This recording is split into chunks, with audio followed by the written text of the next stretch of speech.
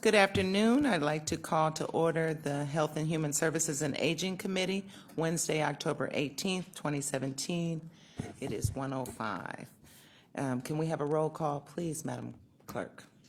Calling the roll, Ms. Conwell. Here. Mr. Tuma. Here. Ms. Baker. Here. Ms. Brown. Here.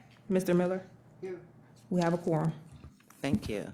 Anyone signed in for public comment related to the agenda? No, madam, there's no one signed in. All right. Hopefully, you've had a few minutes, committee members, to look over the minutes from October 18th meeting. Can I have a motion to approve? I so move to approve the minutes from October 18th. Second. It's been moved and seconded twice. But All October in favor? 18th is not the right date. That's I didn't think so, because today is today's date, and I was going to make that. minutes are from October 4th. We'll approve the minutes from October 4th. And thank you, Councilman Miller. Second that, too. All right, all in favor for the October 4th minutes? Aye. Aye, Aye. thank you.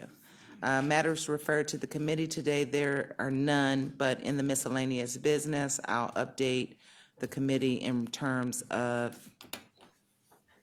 a few questions that I have found out the answers to in regards to the infant mortality legislation that is still in this committee. So we are presenting today, we have a presentation from the Greater Cleveland Food Bank, and who is here to address council today?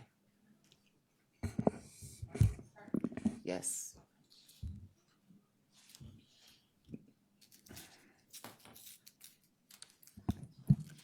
Please state your names for the record and speak into the mic if you join Ms. Forbes. Sure. Good afternoon. Thank you for having us all. I am Helen Forbes Fields. I serve as Vice President of Community Impact as well as General Counsel at United Way of Greater Cleveland. And thank you again for having us here, Chairwoman Conwell. We wanted to discuss the administration of the county's $1,095,450 of emergency food contract for almost 6 years now. We are very appreciative of that contract, and we are pleased to report here today our success with the contract with the 38 hunger centers where we oversee the administration of the contract while there. United Way serves as a convener in the community, and we have engaged in this role with this contract with two excellent organizations. We have representatives here from the Hunger Network of Greater Cleveland as well as the Greater Cleveland Food Bank, which help to facilitate even stronger service to the residents who are in need of food assistance in this county. Our Director of Health, who's here with me today, Ben Millidan from United Way, administers this contract, and he will explain some of the specific wins we have had while administering this contract. And then we will hear from the Food Bank as well as Hunger Network regarding their roles in the contract and in the larger hunger relief system within the Cuyahoga County. Thank you. Thank you. And I just want to give the committee a little historical nature. If you were not here back in inception of the new county government, Hunger Network used to have their own individual contract as well as Cleveland Food Bank had their own. And in the prior administration, there was a negotiation to collaborate so we could leverage the dollars and really make a good impact. And United Way plays the role as the fiscal agent. So just give you an update. Please proceed. Thank you, Councilwoman Conwell, and the rest of the committee. I appreciate you taking the time today. Helen already gave a quick overview of the contract. I'll just give you a very brief update on recent activities. Could you state your name for the record? Thank you. Ben Millidan, Director of Health with United Way of Greater Cleveland. Over the past year and a half, we have worked together as three organizations on a regular basis to more efficiently administer this contract. I think we were doing a fine job before, but there's always room for improvement. Particularly, we've been working extra hard to make sure that the dollars in the contract are spent down every year to maximize the impact of the contract. And we're work together to make our site visits and our site monitoring considerably more efficient and allow for better data sharing. So ensuring our dollars are spent, I don't have much to say here. Last year, we decided to be extra careful because while we've done a good job of that previously, we decided to meet all three agencies together, the Hunger Network, the Food Bank, and myself, getting together to look at real-time data a few months before the end of the year to make sure we were adjusting dollars as necessary to spend down the contract. We had no trouble with that in 2016 and expect to have similar success in 2017. We've also made some nice improvements to the site monitoring. Previously, from 2012 to 2016, all three organizations were meeting with all 33 of these sites individually. So each site was getting 3 site visits per year. Forms to evaluate those folks, whether it was our site visit forms or client satisfaction forms, had not been updated in a while. And the client satisfaction forms were being administered at a pace where we had received some negative feedback from the clients and the food pantries themselves that it was potentially excessive. So in 2017, we made some nice changes. We've started doing our site visits together so that these small, some cases volunteer-run, very low-budget site, hunger sites, food distribution sites can have a little less overhead. They only have to meet with us once and do the audit once. At the same time, forms were updated. We combined all of our site visit forms to make sure that everybody had what they needed for their respective accreditors and funders, et cetera. And we took the client satisfaction form, shortened it considerably, made the language more appropriate for lower literacy level folks, which we know some of our clients are in the system, as well as updating the questions to hopefully be more relevant, since some of the data we'd been getting before was fairly repetitive. We'd started to see the same thing. And that's the bulk of the summary of what we've been doing as the convener and as the fiscal agent in this contract. I'll turn it over now to the food bank to discuss some of their activities. Okay, so I want to open it up for questions for Mr. Middleton in terms of his presentation, so we can kind of keep them kind of in line and in order. So I do have, I did have one for you. Where did I write it? Oh, you had mentioned that there was a new, the 3 organizations are now meeting quarterly or getting together. Were there any new ways of collaboration that have come out of those meetings? Well, the biggest was the combined site visits. We got pretty significant feedback. The hunger centers themselves, hunger centers and food pantries, I kind of use the term interchangeably, but the places where the food is distributed range from a couple of fairly sophisticated operations with larger organizations to a lot of very small operations that are volunteer run, mainly in church basements, with very or almost no overhead to spend on dollars. So even the 3 site visits we were doing was burdensome on them. It was hard for them to take time out of serving clients to meet with people like me to go over once again the same thing they just went over 3 months ago with the food bank.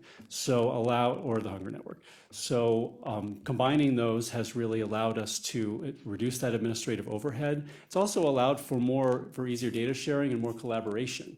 On the second joint visit we did together, we found we were friendly and we found that they weren't accessing one of the programs that they could access to get some more fresh produce, I think it was. And having Hunger Network and Food Bank right in the room, they were able to just solve that problem instantly, whereas before would have taken phone calls, emails, things get lost. So it's just, there's no substitute for face-to-face, and it was nice to have us working together on that. Mr. Middleton, who coordinates the joint meetings? United Way does. I've been taking minutes and setting those up. All right, and that's an additional to what you guys have done before. Was it any addition in the cost of the contract? Because before, I think you guys just basically managed the money, so. Yeah, it's a little more than I think was happening. I've been here 2 years, and I know that there were meetings before that. This has been a little bit more systematic than that. It hasn't changed the terms of the contract at all. Thank you. Any other questions for Mr. Middleton? Not at this time. We reserve the right to bring you back. Please do. All right. Little humor. Good afternoon. Humor is a good thing.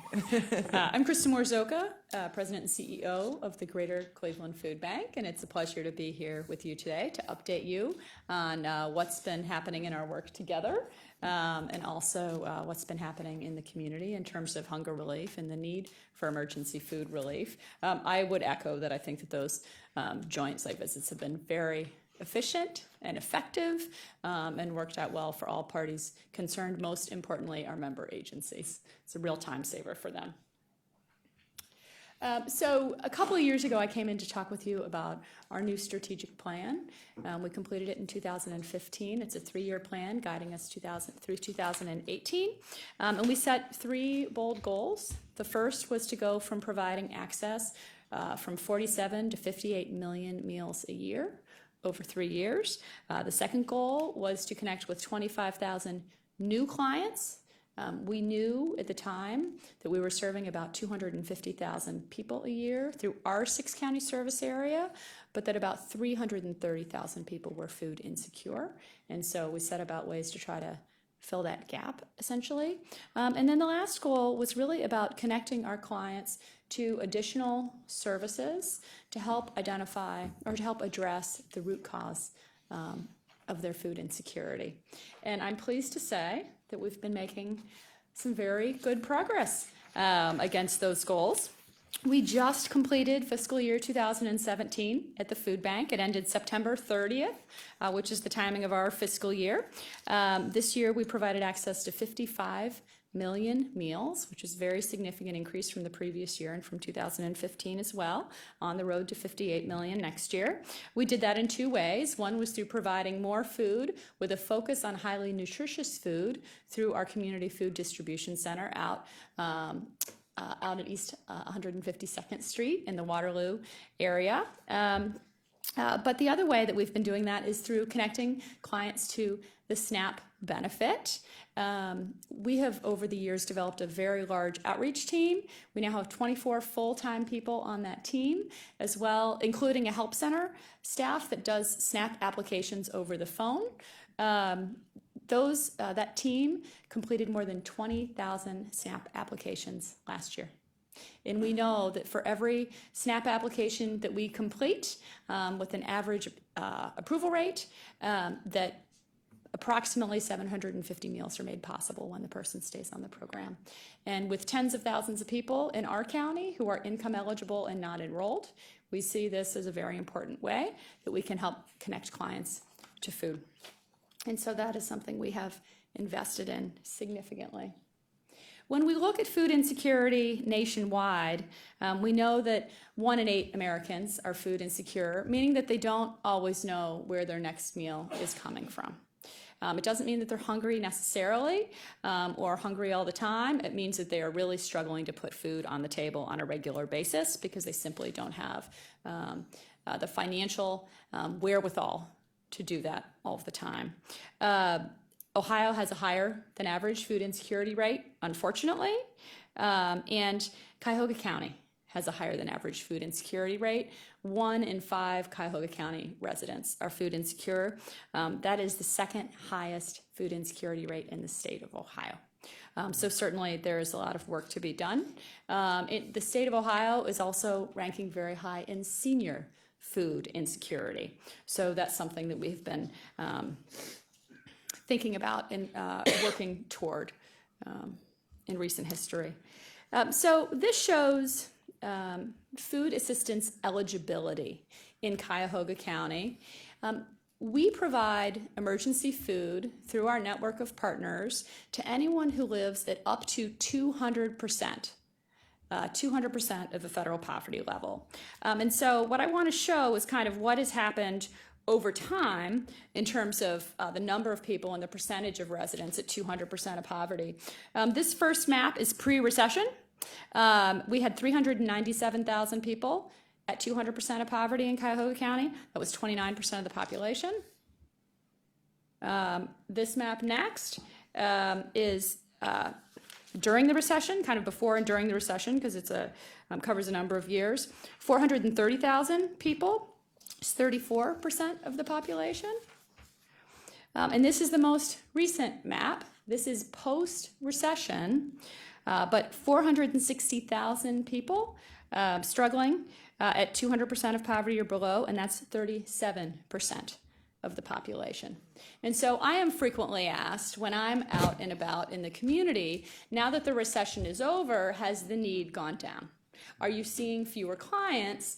And the fact is, because we serve clients up to 200%, and because unfortunately there are more clients that are at that level than there were before, the need is still very, very high, even though the awareness has changed. Of course, the next question goes to why, and this is data that you have probably seen before. The fact is that of the most popular jobs in our state, and again, this is statewide, so this list is the 13 most common positions with the most Ohioans in them. Only 2 of those jobs pay more than 200% of poverty. And so for a family of 4 that is trying to get by on one of these jobs that's paying much less, in some cases closer to the minimum wage, they simply are running out of money before the end of the month. An additional challenge is the growing number of seniors who are struggling. The senior population, frankly, is skyrocketing based on demographics alone. Folks who have worked in the aging system, providing support to seniors for a long time, call this the silver tsunami, this tidal wave of seniors. And what's happening is that seniors are living longer, they're trying to age at home, and they're running out of savings. And so they are turning to the food bank and to our partner agencies for help in increased numbers. Now, while unfortunately, some of the slides I've just shared have been the bad news. The good news is that the dollars made available through the county contract to the Hunger Network, which are used at the food bank, has really made a pretty extraordinary difference. So this slide in front of you shows Cuyahoga County by district. The 33 yellow dots are 33 county-funded Hunger Network agencies. And every green dot is a household that's received support, food support, through the county contract. This is for 2017, so it is very up-to-date data, and 61,000 unduplicated people received food, made possible in large part by Cuyahoga County and those $1 million. Now, there are agencies beyond the Hunger Network agencies. We have about 250 total agencies in Cuyahoga County. And so on this slide, you can see all of the people served. In total, it was about 146,000 people. But again, that $1 million from the county reached almost half of all of the people served last year with emergency food.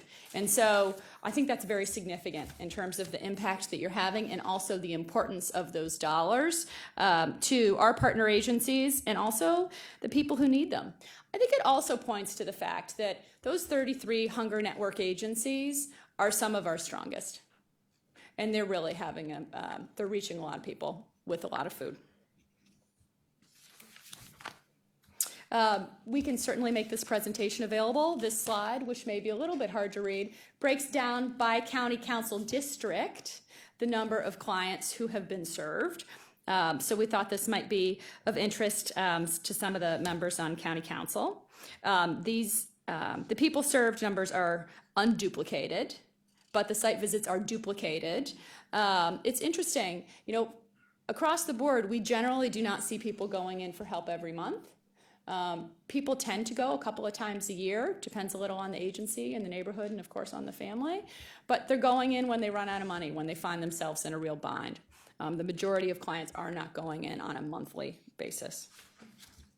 So Director, when you say families served in the individual district, or you say people served, does that represent just the person coming to sign up for their family, or does that include the total number in the family? So the people served would be the total number. In the families? Yes. Okay. We can also provide number of households, but it would be the total number of people. Thank you. You're welcome. And so since 2014, over the course of the last couple of years, the Hunger Network pantries, those 33 that I mentioned, have provided more than 15 million meals. which is pretty extraordinary. Served more than 1 million duplicated people over those 3 years.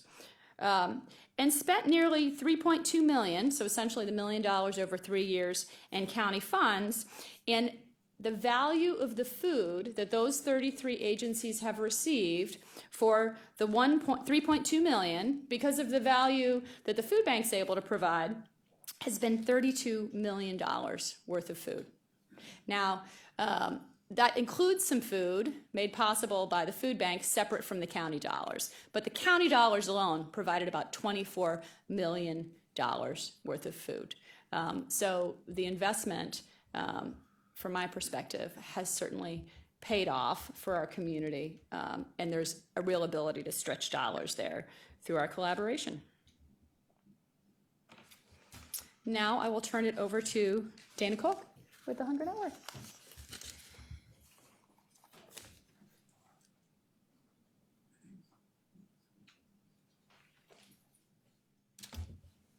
Good afternoon. Good afternoon. My name is Dana Cook. I am Site Operations Director for Hunger Network.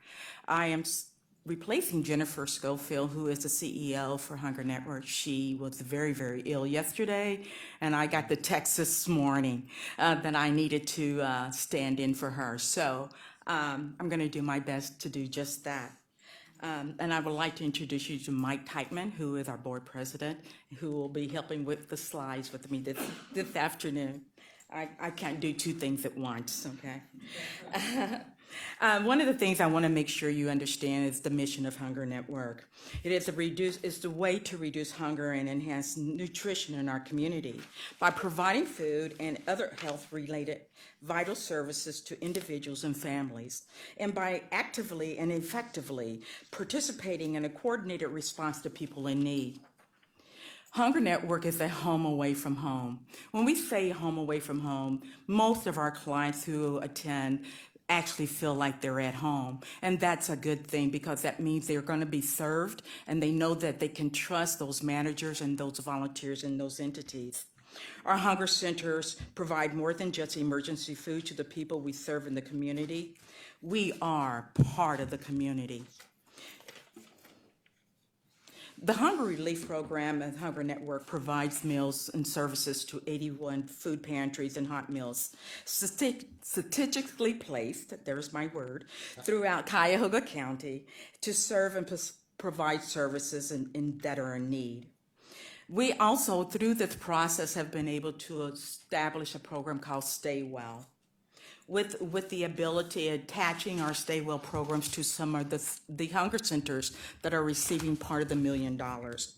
In order to be part of that, they're having to have their clients receive services such as health screenings, one-on-one health, medications, lifestyle changes, nutrition counseling, assistance enrolling Medicaid, Medicare, SNAP, and other benefits, medical navigation, linkages to medical providers, educational speakers, and materials on topics such as nutrition, health, cooking, and exercise. And many of the clients that come back did not realize that the center itself might have been a location for food.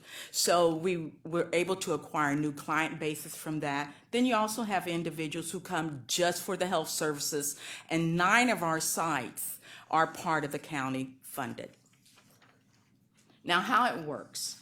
Food. The Hunger Network of Greater Cleveland purchases food from the charitable contributions from individuals, corporations, foundations, special events, and government contracts. 96 cents out of every dollar is used to provide food from growers, retailers, and wholesalers, as well as procurement through individual donations. $1 buys 4 nutritional meals. In 2016, 1,929 volunteers provided that help.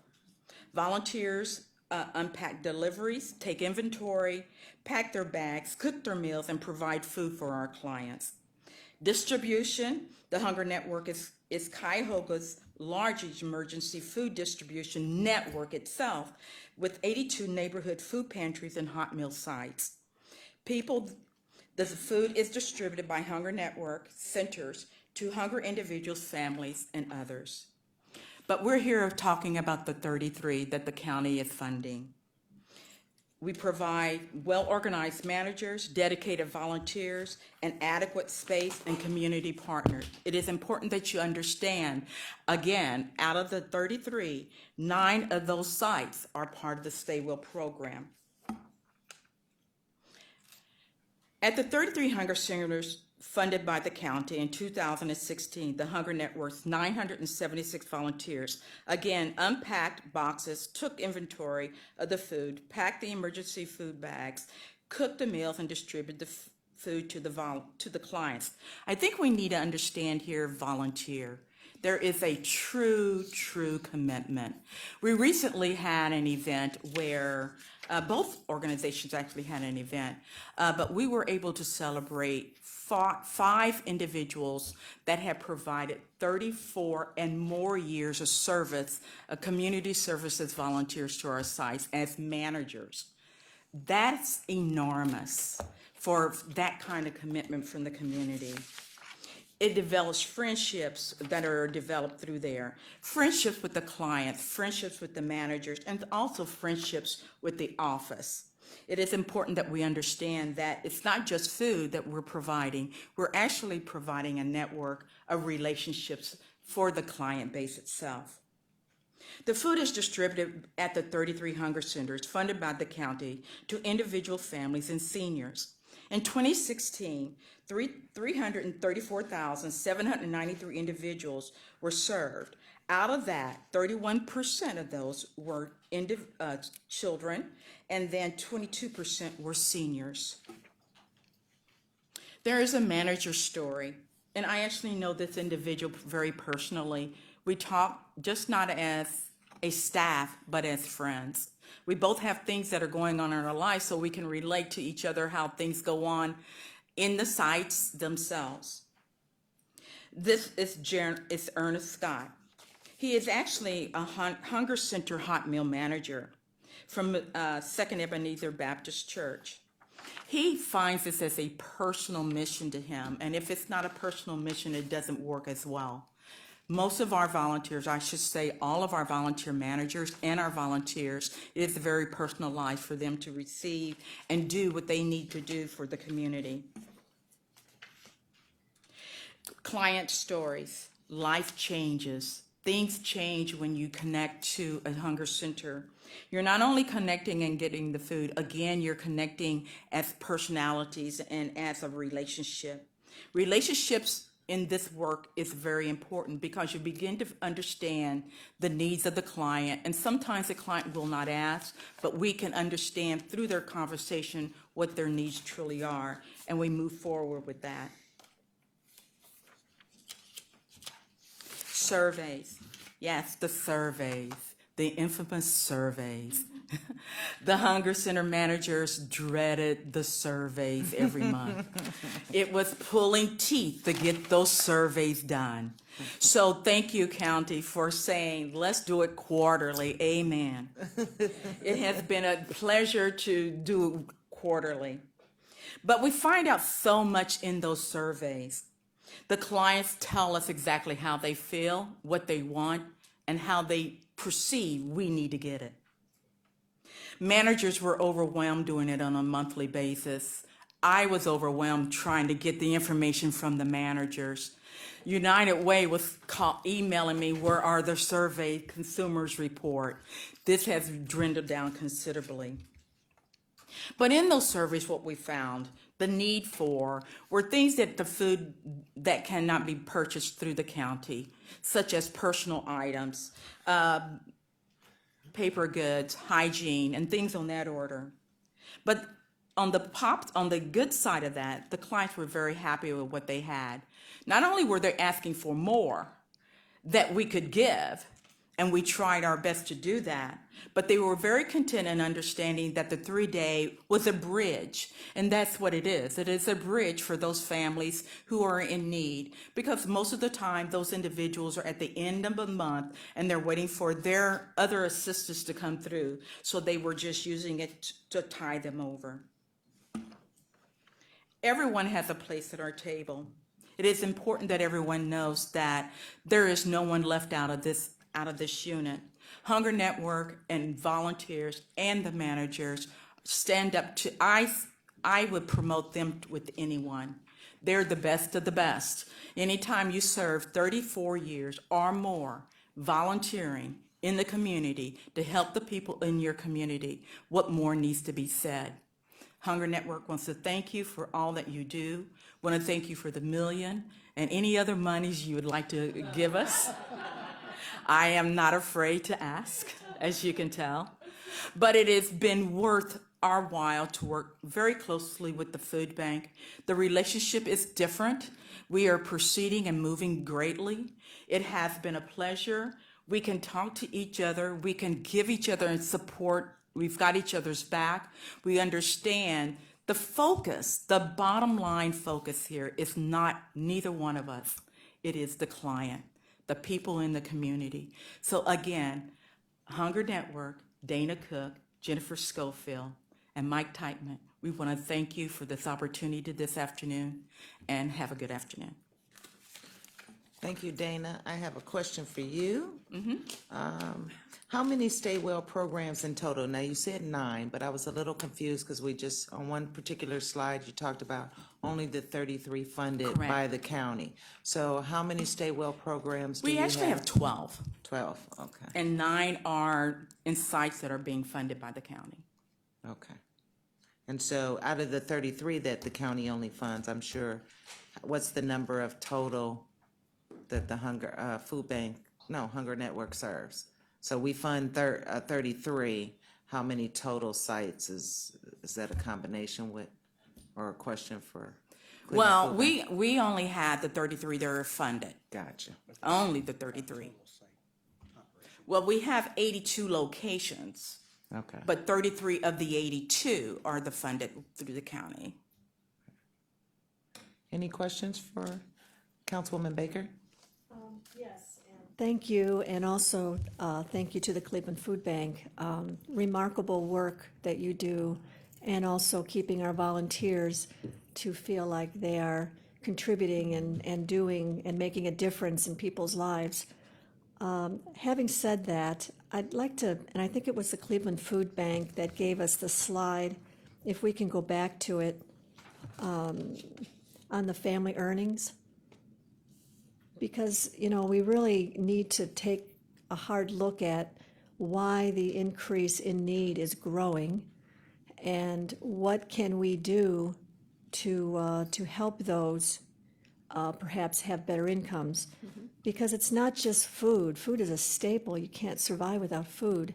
But I'm sure there's housing and debt and medical issues and transportation and all those things that are probably part of that same person's life that makes it very difficult for them to have a good quality of life when they're in such need of something as basic as food.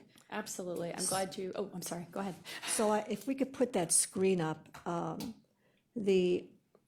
yes, thank you. So maybe give me a little bit more on, see, had an income that kept a family of 3 above 200% poverty line. Those incomes like retail sales at 21.5, is that one person, or are we talking about a double income family, or where are we in household income? Got it. So in the case of this slide, this is the job. So This the is the job job. Okay. statewide pays approximately that much across the state. So this would be for one person in the job. So it is possible that 2 people, both working at jobs that pay $21,000 a year, could pull their family above 200% of poverty, right? But we serve any household that's below 200%. So it could be a single parent household, certainly. Could be a senior-led household. Could be a 2-parent household, but one is only working part-time because they've got young children. So there are a lot of different situations. And to your point about the fact that, this is one issue, but there are so many different issues that affect our clients. It's interesting, there's some data out there that we have been sharing and we have been thinking about a lot. I always say that hunger is a symptom of another problem. If someone had the money, they would go to Dave's, they would go to Giant Eagle, they would go to a supermarket and they would buy the food that they need for their families. And frankly, that would be their preference. The three largest and most frequent drivers of hunger or food insecurity are issues related to employment, housing, and healthcare. Right.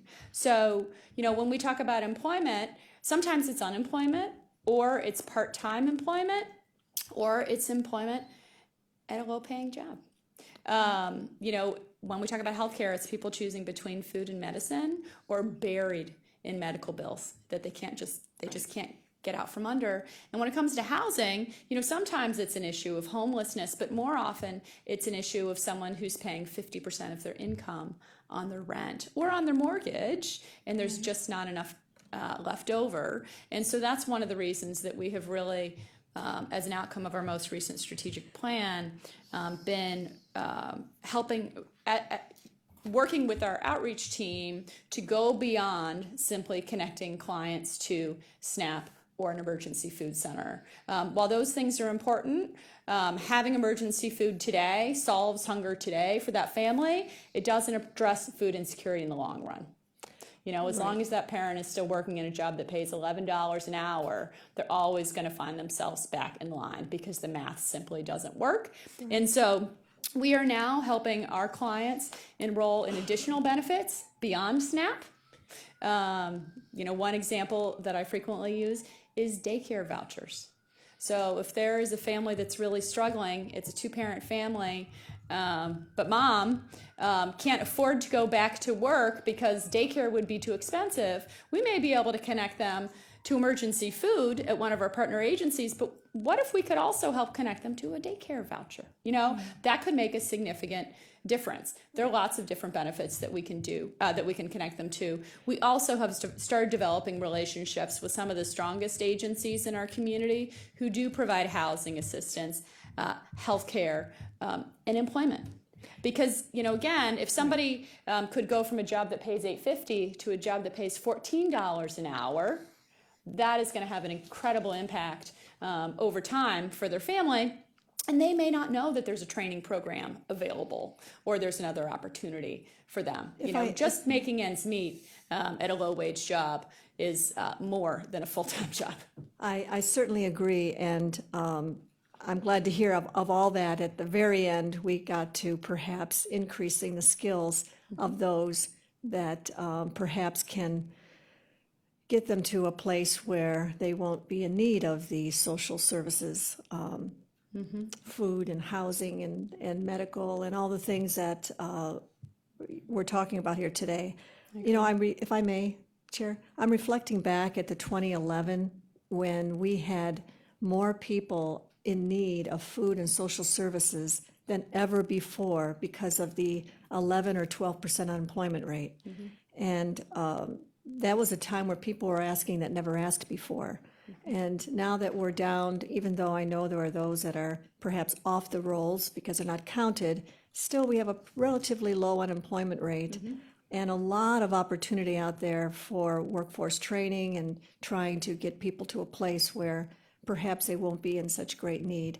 So I guess my question to you would be, understanding all that you do, and we need you out there to make sure people are surviving and getting through each day.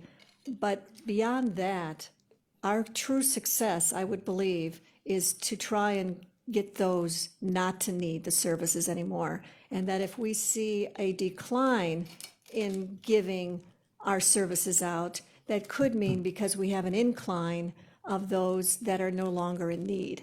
And I wonder, what do you or the other organizations, what are you doing to strengthen that part of the true need of trying to get people more sustainable within their own forces of better job training, better job opportunities, and higher wages? And I couldn't agree more. So, back to our strategic plan, we've got three big goals that we set over 3 years. And the third goal is this goal around connecting people to other resources to help them become more food secure over time. And so one of the things that we've been doing is there are a number of great job training programs in Northeast Ohio and specifically in Cuyahoga County, some of them funded by the county, if I'm not mistaken. Sure. And so we have begun starting to connect our clients with job training programs. Okay. We also, frankly, at the food bank, we run a huge food distribution center. We have an on-site kitchen. We have order pickers who are picking orders every day. We had always been very proud of the fact that those cook positions and order picker positions were good jobs. We were rating the salaries against other cook and order picker positions, plus with benefits and guaranteed hours and paid vacation time and a lot of other perks that not every job has. But frankly, we knew that at $11.50 an hour, which is the going rate, we had a lot of people on our team who were really struggling. And so last year on principle, we increased our minimum wage to $14 an hour so that we could try to bring our team members up as well. And I do think that that can be part of the solution. But the other thing we have to think about is certainly the growing number of seniors who unfortunately going back to work is not an option, right? Or increasing their income is not necessarily an option. And so that is something that has also affected these numbers and will continue, unfortunately. Right. Would anyone else like to help address that question? If I may, Chair, while she's, and I absolutely agree that we are going into and have been addressing the senior need, and that is not going to decrease, that is going to increase. And I guess I'm just saying for those able-bodied people that are in the working peak of their life, that what are we doing hopefully to help them help themselves get to a position where they have a good quality of life, maybe beyond what they ever thought they could, by many, as you said, of the workforce training programs that we have throughout this county, trying to help those. That's, I guess, my question to you. I agree, the senior population is going to be a real issue if it isn't already. One of the things that I already know is that it's our baby boomers who will be taking up a lot of the positions that are out there. But I also, at the same time, some of those baby boomers did not have pensions. They just have Social Security. But training programs for a senior is important. There's government programs that will also stipend a senior that would, and it doesn't affect them. It doesn't affect their Social Security. And if they're on SSI, it doesn't even affect them. I think the part of that is that people are not aware that these type of programs are out there. And the only reason why I can speak on that particular component, I actually was a director for a program for a federal government that did just that, where we employed seniors providing services in the community, and they would get stipend, and it would not affect any other government type of funds that they would get. It's the knowledge. And I think we as organizations are not aware what's in our own back door. We have to be told what's out there or find ways so that our seniors, so when they come, if they're wanting to look for a position, we need to have that information readily for them. So just on that point, I want to squeeze in Dana. So the government programs that you stated to help seniors, if you could get that information to us, but when you say they get a stipend and that won't affect their checks, is that a Yes, this was under the specific check? Corporation of National Service, and I was a director for the Senior Companion Program in St. Louis, Missouri. That's where I'm from. And it takes seniors who are 55 and older to come into the program, and they provide so many hours a week with actually a stipend. They also, whoever gets the contract, they get vacation time and they get mileage. And they provide respite for families who are in need to help them with maybe someone who has dementia or things on that order. So I do know that they exist. I just don't know. I know that not Carmela Rose, but one of the programs that's here in Cleveland, but I don't know if it's only the one. I don't know if there's multiple programs. So those are programs that are out there that do exist. And there's no limitation to what their check amount is. Some might be. No, bringing in I mean, higher. I even had someone's check that was on SSI because they made the statement that they work. And so they got cut, and I intervened and was able to reestablish their money because they are not even aware. Some of the other programs that are out there are not aware that those programs exist. So they automatically look at their income and say, well, you're not qualified anymore, for which is not true. Okay. Councilwoman, are you done? Yes, well. And I certainly understand the senior piece of this, and it's great that we can, because people don't retire at really 50 or 55 anymore. They're working till 65 or 70, only if not out of necessity or out of the enjoyment of working. Some Right. really enjoy working, even if it's part-time. So a lot of different reasons why people continue to work. My point is more of those that are not near retirement, that are in the 25 to 45 or 50-year-old that perhaps have lost their job, need job training, find themselves in need of food and other assistance. Where are we on that spectrum of making sure that we offer any opportunities that are out there to make sure that those that are in their working years have the opportunity to rise above a cashier or rise above the other list of things that were on that chart, so that they can live their life, 20, 30 years of their life, at a place where they are more independent and have a good quality of life without a need of government assistance. Where are you on that? I can add a few comments in terms of what we do at United Way. Okay. And at United Way, we fund within several focused areas. And one of our focused areas would be financial stability. And we provide funding. We look at job training programs. So we may fund entities as different as towards employment, to United Cerebral Palsy, which provides workforce training for those that are disabled. Sure. So we really look at these types of areas to provide funding in order to serve the needs within the community.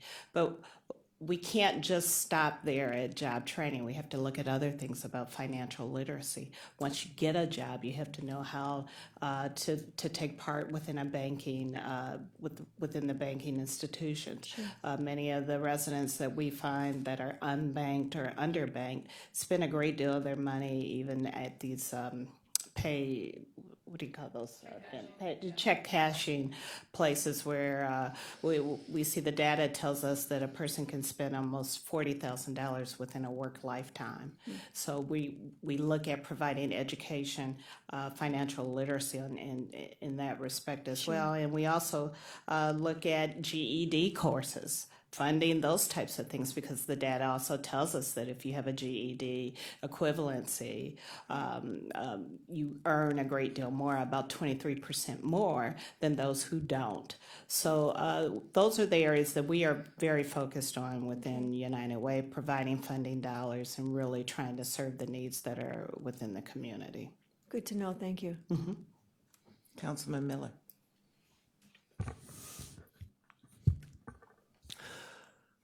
Thank you, Madam Chair. And I just have one question, and it's for whoever can answer it. And it's as to what the relationship is between the programs that we discussed today and the Meals on Wheels programs and the congregate meals programs. Well, that's a great question. Perfect timing. But I do want to let Councilwoman Baker know that I am Tracy Mace. I'm the Vice President of Partnerships and Client Services with the Greater Cleveland Food Bank. In terms of the connecting work to employment, housing, and healthcare, I oversee a lot of that work really closely with Kristen, our CEO, as well as our Director of Benefits Outreach. And we have been meeting with various organizations, including Ohio Mean Jobs, Catholic Charities, as well as the Centers for Family and Children, to talk more about their workforce development training programs and how we can truly connect the clients that we come in contact with to those resources. We want to move beyond, here's a telephone number, but how can we truly connect clients to resources. And just in September, through our partnership with Catholic Charities, of the 100 clients that was referred to their program, 47 of them participated in job training. So we're excited that we're making progress, but we recognize there is more to be done. And in fact, this year we're going to start our new strategic plan process. And one of the things that we're really going to be focusing on is impact and identifying some key measurements that we can begin to really concentrate on moving families forward in some of the work that we're doing. As it relates to meals, one of the key functions of the Greater Cleveland Food Bank is that we have a full service production kitchen. And we've been working closely with some of the senior organizations to provide congregate and home delivered meals. Particularly, we work close with Benjamin Rose Centers as well as mobile meals in terms of providing those hot meals that they can deliver to homebound seniors. This is a space that we have invested in terms of increasing our capacity to provide more meals into the community. In our strategic plan, we set a goal to reach over 8,000 seniors because we recognize that the need is growing and we are committed to doing more. We want to provide more meals, and we're very interested in working with organizations who want to work with us to increase their capacity as well to provide more senior meals. If I may, Chair? Are you done, Councilman Miller? Yes, ma'am. And we'll go to Tuma, and then we can go back to Baker. Thank you. Thank you, Madam Chair. Yeah, mine is more just a comment. It's good to see several organizations working together for a common goal and common good. I was lucky enough to have an opportunity to go out to the Greater Food Bank last summer, and I was really impressed with the organization out there and the commitment from the workers, and the overall size of the place is just, you just don't know unless you go to see it. It reminded me of those government warehouses. We have all those boxes everywhere in there, Project X or whatever. But it was really impressive, and I got to see the kitchen area of which you spoke, and the workers in there, and the meals they're putting together and things. So again, as Ms. Baker said, I mean, it is an important element to make sure that there are no abuses of the system and that people aren't just milking, for free meals and things like that. But obviously the need is there, and the services you guys provide in coordination with each other are very good. So I think it's a very positive thing to have going. And again, I'm really impressed with the organization. I wasn't here last year or the year before, but apparently you guys coordinated, and it's always good when we have organizations working together for the same goal and not doing duplicate services and things like that. And so it's good to see. Thank you. Councilwoman Baker. Thank you. And, to be clear, I'm really not talking about abuses or any of that. I think you do an outstanding job in helping those that are truly in need. There's no question about that. My only point is that, and thank you for your presentation of, I believe you said 100 in 100 had the opportunity for workforce training, 47 enrolled. I just think that we can really make a difference in someone's life in their working years if we can find them the tools, whether it's a GED, whether it's specific training, whether it's literacy, whatever it is, that we put some dollars and some real momentum behind that, because the need of our seniors is only going to increase, and that opportunity is much less given their age and ability to be able to find those full-time if they want those jobs. So I'm not really addressing anything other than trying to help those improve upon themselves so that they don't have your need. They don't need to have food or be food dependent, or however you say, food insecure. That's, to me, has to be very, very scary to live like that. And I thank you for your work. I'm just saying I would like to have, as part of your strategy, a greater, perhaps, emphasis on trying to get people not to need what you offer, and that to me is a successful outcome. So thank you. I just wanted to clarify that. All right, I have a, yes, please do. State your name for the record. Mike Teichman, Board Chairman, Hunger Network. And I think, Councilperson Baker, you're making an excellent point. Let me explain, as part of what we do with our health program, we have a relationship with Carmela Rose. They provide guidance to people who come to the health centers that we offer and get them connected to physicians and so forth. If we could have funding to do that on a broader basis, not just with people who need health assistance, but people who do need employment or need to go back to school. Right now, we can't as an organization do that. We haven't got the resources to have people on site who can make those connections. It takes a very special person to pull that off. But I think you would see the results, the benefits of having at least one individual who could travel to the various sites and help people make that connection. We're fighting against the street, if you will, the attraction that's out there. We're fighting against kids who have dropped out of school.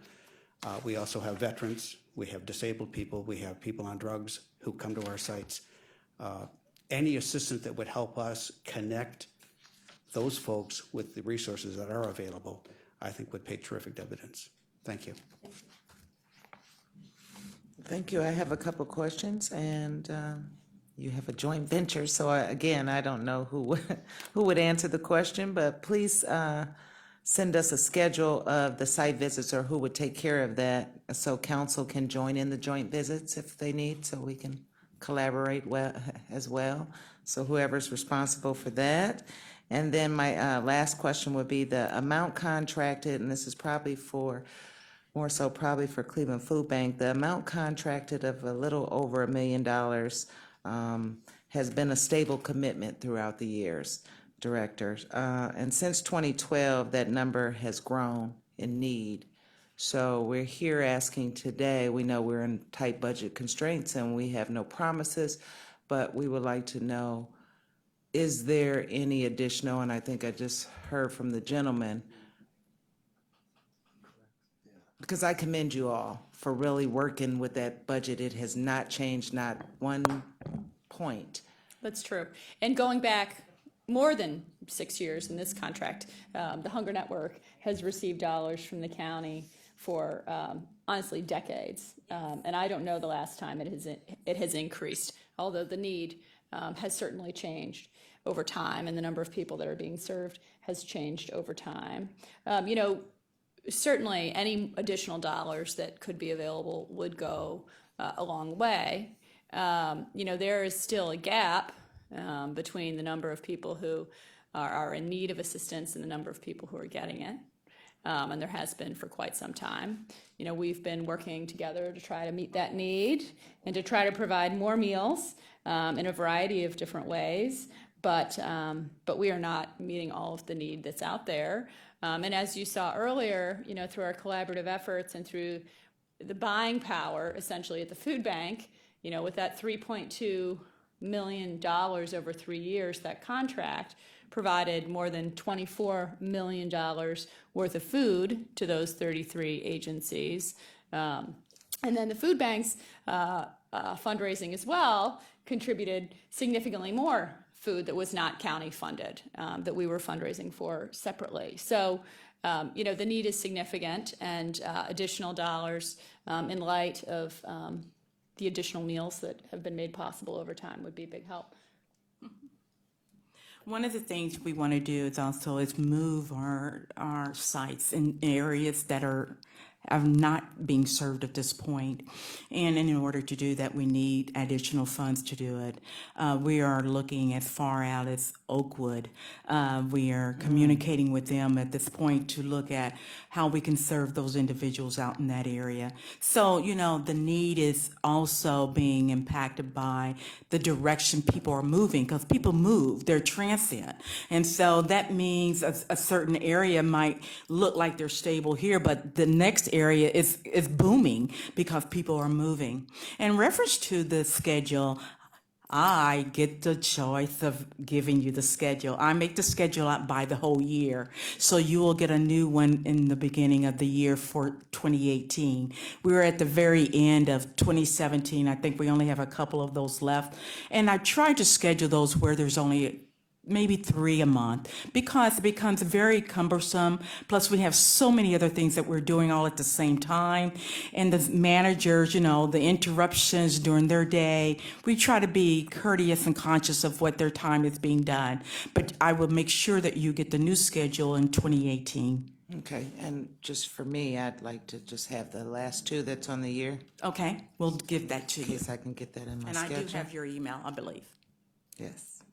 Any other questions for the presenters today? So I think we all heard that there's need that we're not meeting, and there's always need. And I think the three organizations has done an outstanding job of collaborating and leveraging. And for the new council on board, we have not moved this in 6 years, so they're doing a good job, even with so. Thank you all for coming, and please continue to sit in the committee as we move forward with our discussions for today. Next item on the agenda is miscellaneous business, and I just wanted to bring up a little discussion in terms of the infant mortality legislation. Possibly it should be heard again. It's still in committee on the Wednesday, November 1st at 1 o'clock. We will invite all of the participants to come back. I had a phone conversation with Dr. David Hackney on Monday, I believe, and I sent everybody the updates on that phone conference. Also, yesterday evening, I met with Case to drill down a little bit more on some of the questions that we had. So I did get, and I haven't had time since I was 6 o'clock last night to write that up for you guys, but I will. But I will share the two of Councilman Miller when he was not able to be in the committee that day. Well, his question was about sustainability of the program. And Director Kerrigan stated that yes, they are intending on looking at the county to continue to participate in that program, but not at the original level of contribution that was initially asked, the 1.5. Her hope is that we will lean on, they will lean on the county as well as the city less and less each year. They are working with different partners, March of Dimes and all that was presented in the presentation to get funding from outside. She is going to be able to present us a chart eventually to let us know what that need will look like.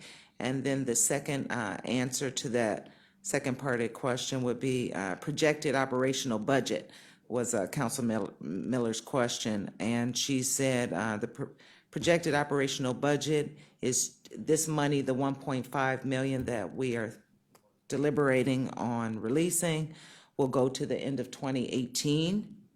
And they don't expect to ask for any additional dollars before the end of 2018. That way, that gives them time to reach out to other resources to see what that need in that chart will look like over I think 2020. They have a plan to bring down the numbers in infant mortality in 2020. And then January 2019 will be the new ask, Councilman Miller. Well, we do have to budget for both 2018 and 2019, so what they need in 2019 is an important question. Okay, and I don't think at until, what I kind of gathered, until the funds are released, because they do plan on hiring some additional staff for different areas of education and advocacy and reaching out. So they can't really determine what that's going to be until they receive the funds. So just wanted to allow you that update, and then maybe the questions that I asked or the information that I gathered yesterday, when I send that to you, it will answer some of the other questions. In terms of Councilwoman Baker's questions, I got home that night and saw your questions, so I will forward those to Director Kerrigan. She is looking forward to them by Friday. And anybody else, I kind of shared with her, we wanted to really give all questions by Friday if we possibly could. That gives them plenty of time to get the answers or to reach out to you individually. So any other questions in regards to that? Chair, if I may. Yes. An additional question that I've been thinking that perhaps can be asked. You know, there used to be a time when we talked about miscarriages, when we talked about, you know, for unknown reasons, there is that loss of life. And I'm wondering, in their statistics, where do they stop and consider what a natural miscarriage is, and what do they consider to be a preterm loss that could be sustainable? How do they draw that line? How do they determine the difference between the two, or aren't they? Do they think that what we used to consider a miscarriage in the early term is something now we consider to be possibly sustainable because we know more, maybe better nutrition, education? If you could ask that also, I would appreciate it. And I think that was one of your questions. It was Councilman. not quite formed that And way, I think we but, touched on that a little bit. Yeah. So probably some of your questions, or maybe one or two, will be answered from the conversation that I had with Director Kerrigan last night, and the team that was there. But one thing that I learned that I didn't know, that death certificates, a miscarriage is only, or I should say death certificates are only provided if the miscarriage happens at a medical institution. If it happens at home and other venues or places, it is not considered, you know, there's no death certificate. So saying that, it's not really in the statistics. I see. So And that means that we also have some additional life that we're losing that we don't even know about. Exactly. Because when they come in, they may have lost their baby, but if it didn't happen on site at a medical, they consider that the miscarriage term. It's good to And know. it's not considered premature death. Right. So it's premature death if it's at a medical facility, See. miscarriage if it's not. Okay. Good to know. Thank you for that. You're welcome. Yes, Councilwoman. And I think the question, part of the answer to the question you're looking for is the number of weeks, and I think it's 20 weeks. 20 weeks? Yeah, that they look at for, to determine the mortality rate. And then just another highlighted statistic, because we kind of went really in depth. Somebody shouldn't tell me that, you know, we have all the time for you, Councilwoman, because I had people leaving out the room. I was like, well, you told me I had all the time. And so that's my time. But anyway, what's not on this chart that we were handed out in terms of the birth and the prenatal care and babies not celebrating the first birthday was the statistic of birth defects. How does birth defects play a role in Right. this? So she said she would add that to the upcoming flyer, you know, because what I kind of led her,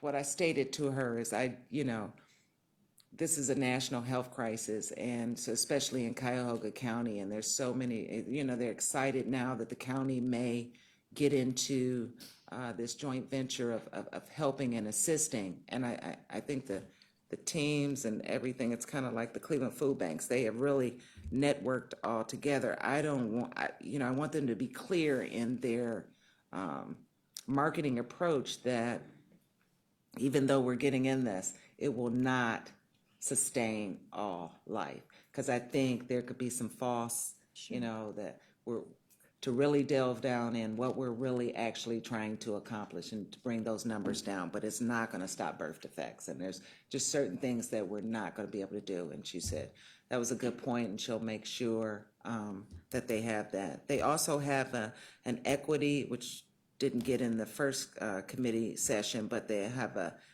to determine the different contracts that will roll off of the $1.5 million will be different contractors, so they'll contract out for different things because they're working on 9 things simultaneously.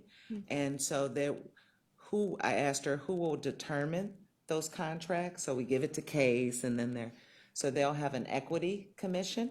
And she did open that up for if council members wanted to sit on that equity commission to actually see how those contracts will be rolled out and the discussions that will entail. And I believe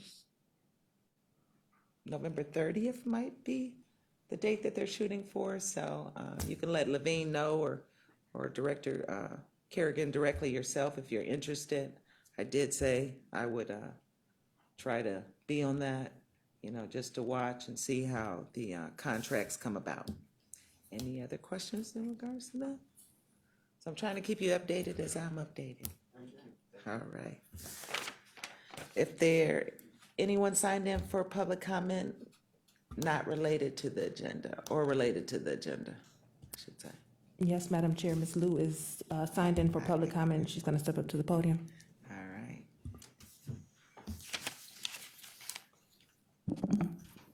Good afternoon, Good afternoon. and thank you for the opportunity for me even to learn all this important information from Food Bank.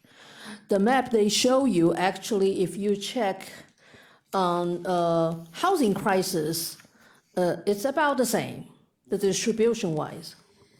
However, for them not to have any dollar amount raised in the past few years, that's the same problem with all the shelters.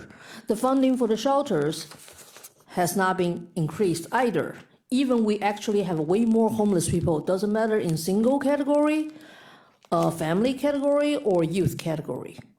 Sure, there are some overlaps certain but actually it becomes the gap that everything's falling in the crack. In this case, the women's shelter has a second round of bidding, but unfortunately, OHS actually denied the request from YWCA, the bidder, with a better funding in order to provide the service which county actually intend to provide. And OHS turned around to the frontline service right away. However, I have stated that before, and I will state here again. Frontline service is not qualified to receive any contracts from county or from any agencies because the way they do things is completely in black box operation. Right now, they want to set up certain things which actually reflects all the damage they have done on homeless people stay in the shelter. They hold up your housing because there's no affordable housing anyway. But now, if they want to request for us to take care of the shelter for another temporary 3 months, we want you to have a length of stay, which is completely defeats the purpose to have a shelter. So either we will close down the shelter to let everybody go down the street, or please help. Thank you. Thank you, Ms. Lou. Any other comments from the? No other comments. All right. This meeting is adjourned.